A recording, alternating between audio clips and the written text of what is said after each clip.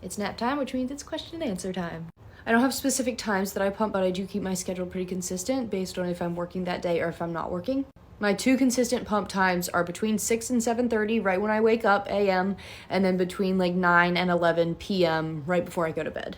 I always try to pump right before I go to bed just so that it gets me the longest. Usually I go like 7.5 to 8.5 to 9 hours during the night. I don't pump in the middle of the night anymore. And then I pump right when I wake up, or I wake myself up to pump between 6 and 7:30, and that's always my biggest pump of the day. Apart from that, I try to pump about every 3 hours. I sometimes go up to 5 hours depending on if I'm in meetings and I can't pump and stuff like that. But if I do go 5 hours, the next window is only like 2 to 2.5 hours. So I try to kind of keep things consistent in that way.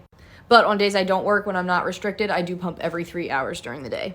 If you are just establishing your milk supply, if you are before 12 weeks postpartum, you need to be pumping every 3 to 4 hours round the clock, even through the night, to establish your milk supply. I'm 4.5 months postpartum, so my milk supply is already established, so I don't have to do that middle of the night pumping anymore. But definitely make sure you pump every 3 to 4 hours for the first 12 weeks, because that's what's going to establish your supply, establish how much you need and everything, and then you won't be an oversupply, undersupply. Hopefully you'll be just enough for what your baby needs.